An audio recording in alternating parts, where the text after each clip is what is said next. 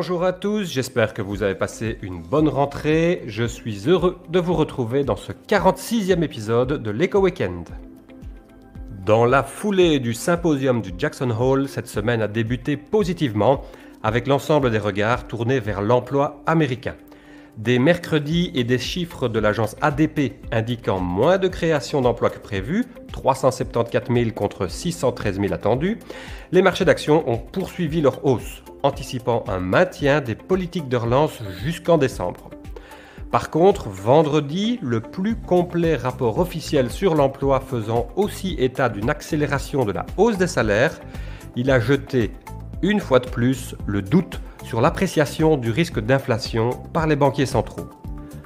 En résumé, comme vous le voyez apparaître à l'écran, la semaine se clôture donc sur une légère hausse pour les actions, sur une hausse plus importante pour les titres technologiques qui apparaissent comme défensifs tant ils sont peu sensibles aux variations de la croissance économique prévue, une hausse plus importante pour le Japon qui a vu son Premier ministre démissionner et être remplacé cette semaine, une baisse pour les obligations en anticipation des hausses de taux nécessaires à juguler l'inflation et finalement notons que le pétrole recule légèrement, très en phase avec la décision de l'OPEP cette semaine d'augmenter légèrement la production, 400 000 barils par mois jusqu'à la fin de l'année, et un peu soutenu d'un autre côté par l'ouragan Aïda, même si ce dernier effet est plus léger et surtout temporaire.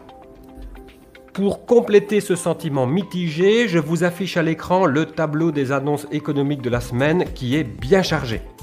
Comme vous le voyez, le rouge domine. Les surprises positives de ce début d'année ont cédé la place aux révisions baissières. En Chine, l'activité se tasse. Aux États-Unis, l'indicateur de confiance des consommateurs en repli laisse deviner que le pic de croissance est atteint. Et en Europe, contrairement aux dernières prévisions de la Banque centrale, l'inflation a surpris, 3% de hausse, avec un autre indicateur plus spécifique aux entreprises qui atteint plus de 12% d'augmentation des prix des matières premières. La vue dynamique sur le graphique qui apparaît à l'écran est illustrative de cette hausse historique.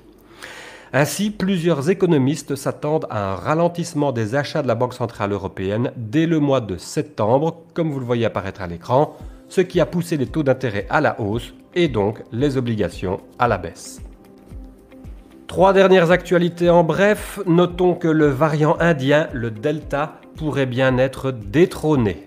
Parmi les mutations virales qui sont suivies par l'OMS, 4 sont jugées préoccupantes et 5 sont suivies, dont un variant colombien baptisé Mu qui montre des signes de résistance au vaccin et fait beaucoup parler de lui.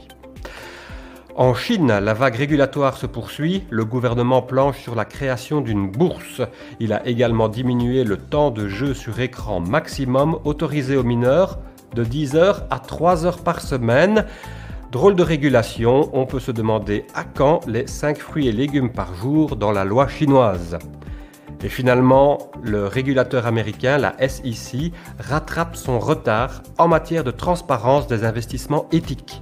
Alors que l'Europe dispose d'une législation imposant des explications détaillées sur les investissements verts, les États-Unis sont en pleine enquête pour estimer en quelle mesure les prospectus des fonds sont sincères ou relèvent du greenwashing.